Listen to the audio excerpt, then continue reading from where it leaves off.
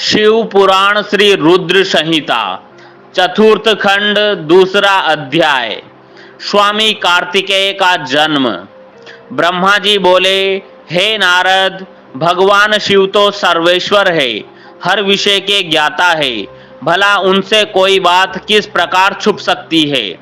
भगवान शिव तो महान योगी है और सब कुछ जानने वाले हैं, इसलिए उन्होंने अपने योग बल से यह जान लिया कि मैं विष्णु जी सभी देवताओं को साथ लेकर उनके द्वार पर आए हैं। तब वे बड़े हर्षित हुए और हम सबसे मिलने के लिए द्वार पर पधारे और हमारी स्तुति को स्वीकारते हुए बोले, आप सब एक साथ यहाँ क्यों पधारे हैं। तब हमने अपने आने का प्रयोजन बताते हुए कहा कि हे देवाधिदेव, करुणा निधान भगवान, तारकासुर के अत्याचार दिन प्रतिदिन बढ़ते जा रहे हैं। प्रभु, अब तो उपाय कीजिए कि हमें उनके आतंक से मुक्ति मिल जाए। देवताओं के इन वचनों को सुनकर भगवान शिव दुखी हो गए और कुछ देर तक चुपचाप होकर कुछ सोचने के बाद बोले, हे देवताओं, आपके दुखों को मैं समझ रहा हूँ, परंतु मेरे लिए एक कठिन समस्या है कि मेरे द्वारा किए गए शक्तिपात को कौन धारण कर सकता है। ऐसा कहकर उन्होंने अपना शक्तिपात धरती पर गिरा दिया।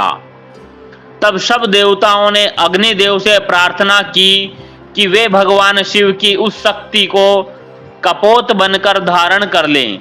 सब देवताओं का आग्रह स्वीकार करके अग्निदेव ने कपोत रूप धारण कर उस शक्ति को अपने अंदर समाहित कर लिया। जब बहुत देर तक भगवान शिव देवी पार्वती के पास वापस नहीं पहुंचे तो परेशान होकर देवी स्वयं उन्हें देखने बाहर चली आई। वहां जब उन्होंने अग्निदेव को उस शक्ति का भक्षण करते हुए देखा तो वे क्रोधित हो गई। उस समय उनकी आंखें गुस्से के कारण लाल हो गई थी। तब देवी पार्वती ने अग्निदेव से कहा, हे दुष्ट अग्निदेव, आपने मेरे पति त्रिलोकीनाथ की शक्ति का भक्षण किया है, इसलिए आज मैं तुम्हें शाप देती हूं कि तुम सर्वभक्षी होगे। जो भी तुम्हारे संपर्क में आएगा वह तत्काल नष्ट हो जाएगा। तुम सर्वथा इस आग में स्वयं भी जलते रहोगे। अग्निदेव को क्रोध में यह शाप देकर देवी पार्वती वहां से चली गई। उनके साथ शिवजी भी वहां से चले गए। इधर समस्त देवताओं द्वारा अग्नि में होम करने से और अन्न आदि के सेवन द्वारा वह शक्ति सब देवताओं के शरीर में पहुंच गई। उस शक्ति की गर्मी से सभी देवता दुखी हो गए थे।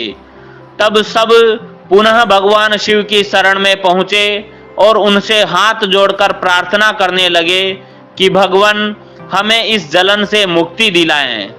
हम सबकी पीड़ा अनुभव कर उन्होंने हमसे कहा कि इस शक्ति के ताप और जलन को बंद करने के लिए उसे हमें अपने शरीर से वमन के द्वारा बाहर निकालना होगा।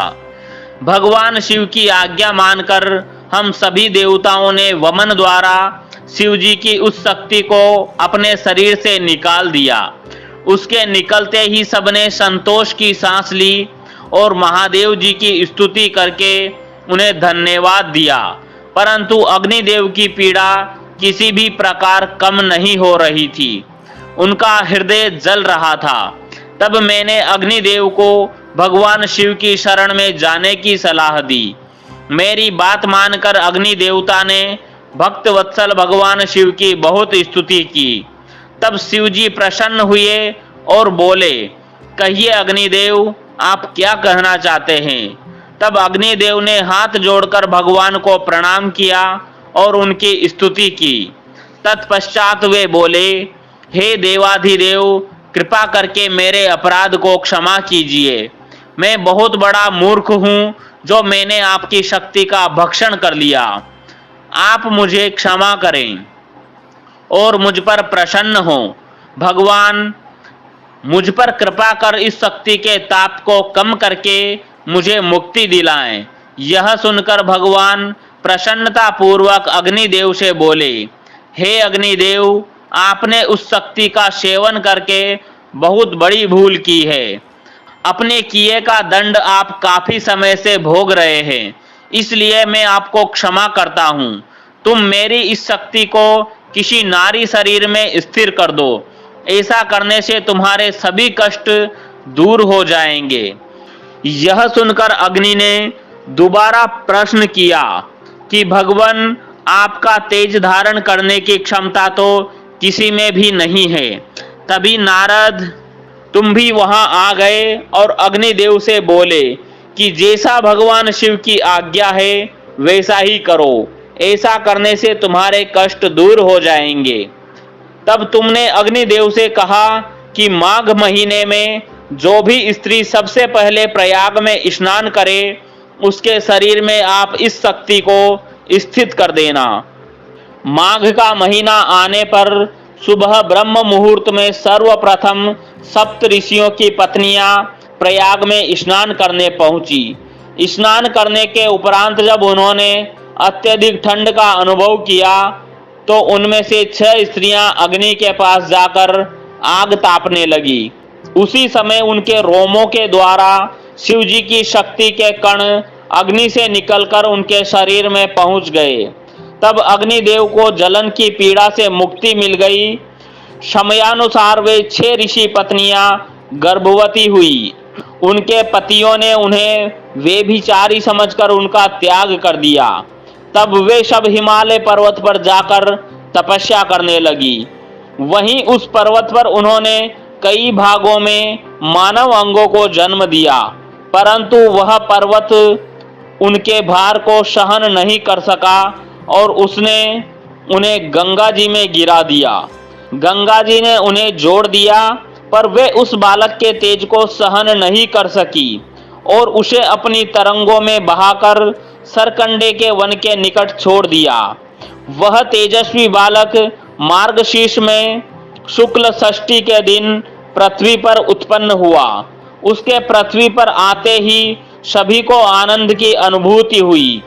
आकाश में दुदुम्बियां बजने लगी और फूलों की वर्षा होने लगी। यह अध्याय यहीं समाप्त होता है। अगला अध्याय सुनने के लिए हमारे चैनल को सब्सक्राइब करना ना भूलें। धन्यवाद। ओम नमः शिवाय।